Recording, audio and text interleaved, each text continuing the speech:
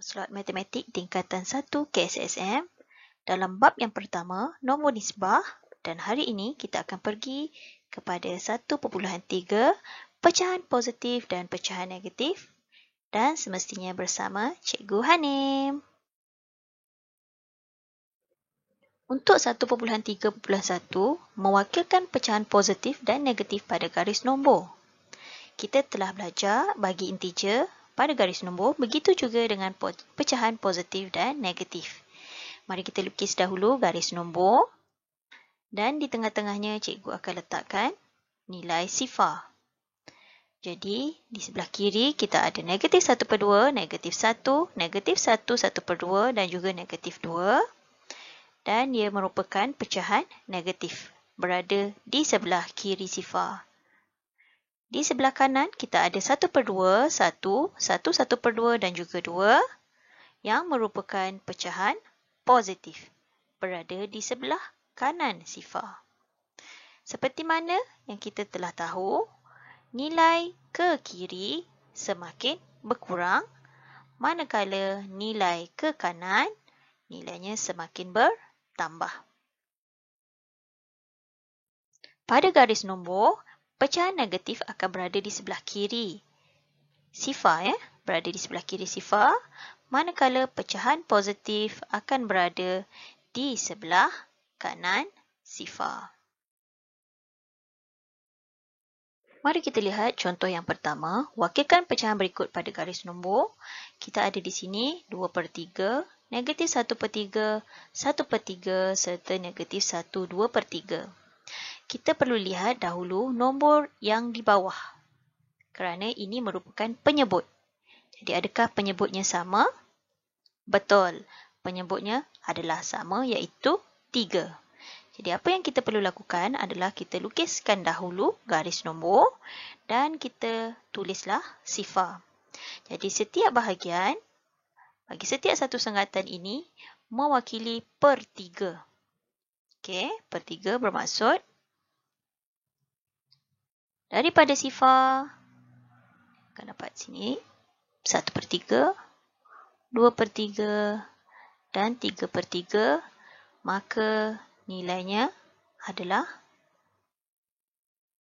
negatif 1. Begitu juga yang duduk di sebelah kanan.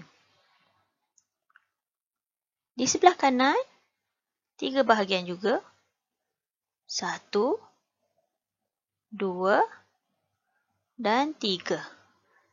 Setelah cukup 3 bahagian, bermaksud nilainya juga adalah 1. Jadi, apa yang kita perlu buat?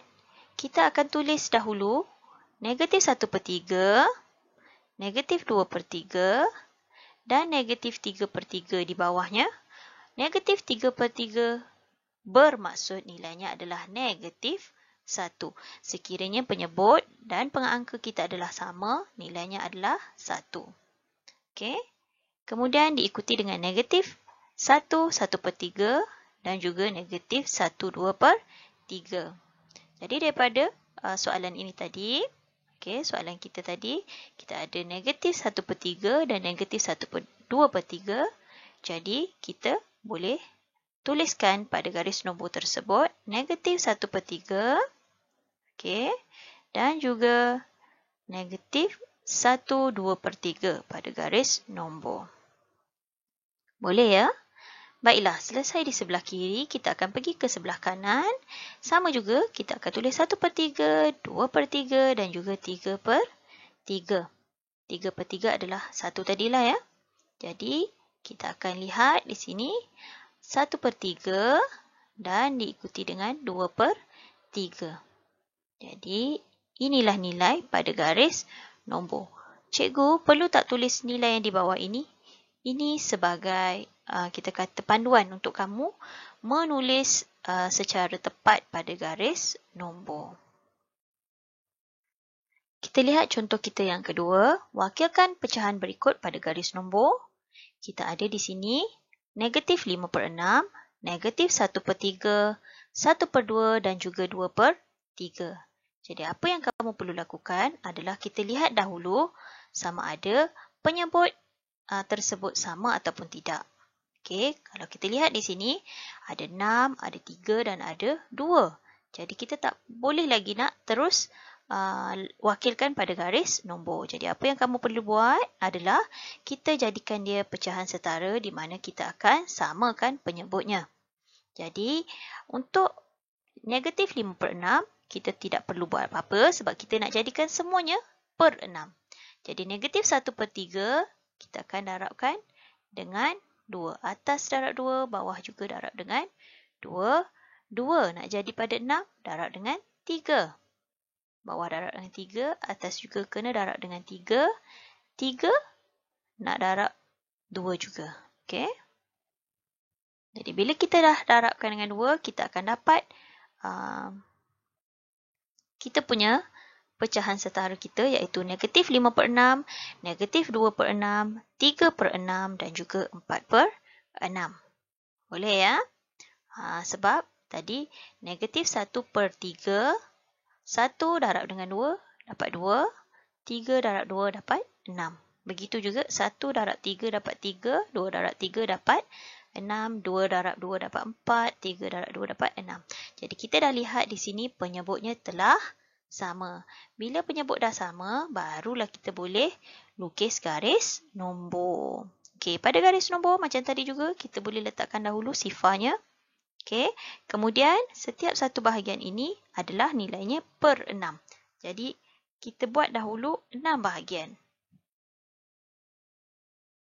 Okey, 6 bahagian daripada sifar 1, 2, 3, 4, 5 dan 6. Sampai sahaja 6 bahagian bermaksud nilainya adalah 1. Negatif 1. Kemudian di sebelah kanan juga sama. Okey. Di sebelah kanan juga 1, 2, 3, 4, 5 dan 6. Dan nilainya adalah 1. Jadi, bila kita dah dapat bahagian tersebut, barulah kita boleh tentukan nilainya. Negatif 1/6, negatif 2/6, negatif 3/6, negatif 4/6, negatif 5/6 dan negatif 6/6 iaitu negatif 1. Jadi kita lihat pada nilai negatif kita di sini, kita ada negatif 5/6 dan kita ada negatif 2/6. Tetapi kita tidak boleh tulis pada garis nombor itu negatif 2/6.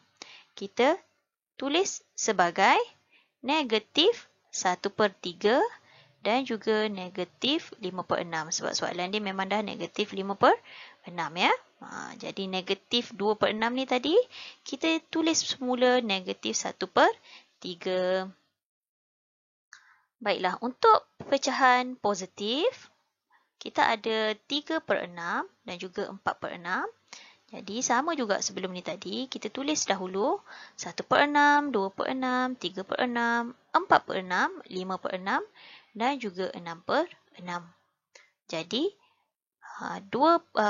3/6, okey, 3/6 ini kita tidak boleh tulis di atas garis nombor ini 3/6, tetapi kita tulis sebagai 1/2. Okey. Dan apa lagi satu ni? 4/6. 4/6 kita tulis sebagai apa? Betul. 2/3. Jadi yang di sinilah perwakilan kita pada garis nombor. Kita bergerak pula pada 1.3.2 membanding dan menyusun pecahan positif dan negatif mengikut tertib. Jadi kita ada dua jenis tertib iaitu tertib menaik dan juga tertib menurun, di mana tertib menaik nilai daripada kecil kepada yang besar dan tertib menurun nilai yang besar ke kecil. Jadi apa yang kita boleh lihat? Kita bergerak pula pada contoh kedua, banding dan susun pecahan mengikut tertib menaik. Di sini kita ada 1/2, negatif 1/10, 4/5, negatif 2/5 dan juga 3/10. Jadi apa perkara pertama yang kita perlu lihat adalah penyebut. Adakah penyebut dia sama tak ni? Tak sama. Jadi bila penyebut tak sama, kita perlu tukarkan penyebut kepada 10.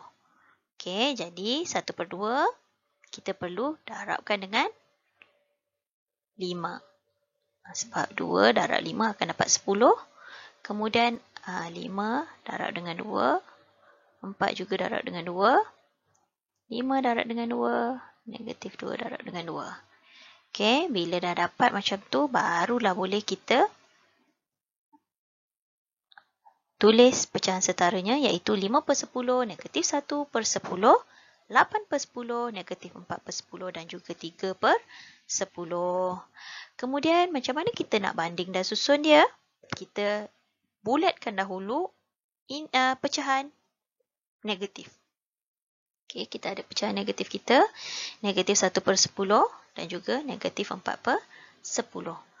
Jadi, yang mana lebih kecil antara negatif 4/10 dan juga negatif 1/10? Betul, negatif 4/10 adalah yang lebih kecil. Jadi kita akan susun pecahan tersebut mengikut tertib menaik. Maksudnya yang paling kecil iaitu negatif 4/10. Okey, negatif 4/10, negatif 1/10 diikuti dengan 3/10, 5/10 dan juga 8/10. Adakah ini jawapan akhir kita? Belum. Kita perlu tukarkan pecahan-pecahan yang telah kita tukarkan tadi ke dalam bentuk yang asal. Okey, jadi jawapan akhir kita adalah negatif 2/5, negatif 1/10, 3/10, 1/2 dan juga 4/5. Negatif 2/5 ini tadi adalah daripada negatif 4/10, sebenarnya dia adalah negatif 2/5, negatif 1/10, 3/10, 1/2 ini tadi adalah daripada 5/10 yang kita tukarkan. Okey, dan 4/5 adalah daripada 8/10. Jangan biarkan jawapan kita sekiranya soalan tersebut diberi dalam penyebut yang berbeza, mesti tukarkan balik kepada mengikut soalan ya.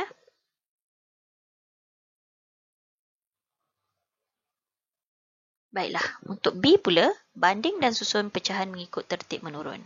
Okey, kali ini kita lihat dahulu adakah penyebut kita sama?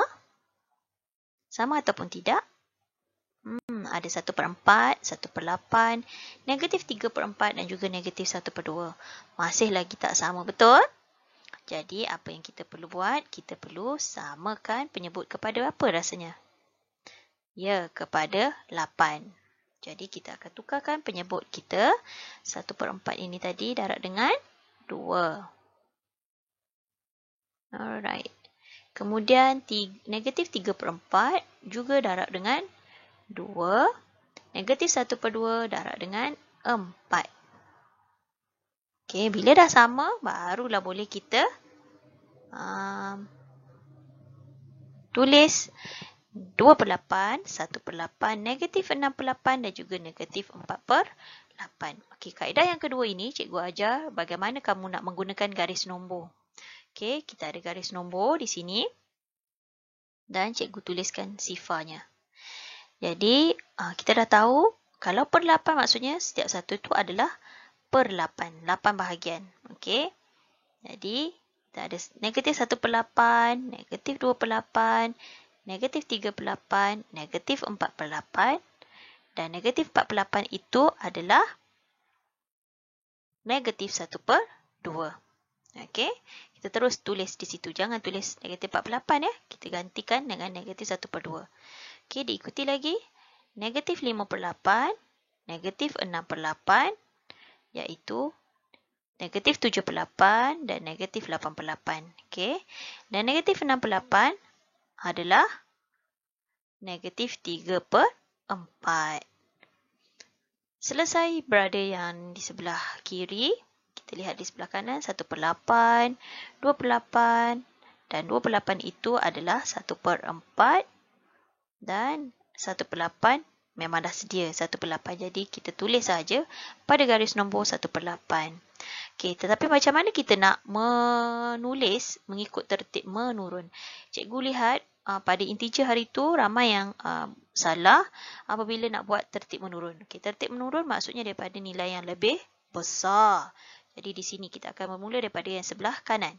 Okey, kita nampak 1/4, kemudian diikuti dengan 1/8. Okey, jadi apakah jawapan akhirnya? 1/4, 1/8, negatif 1/2 dan juga negatif 3/4. Jadi ini adalah kaedah yang kedua.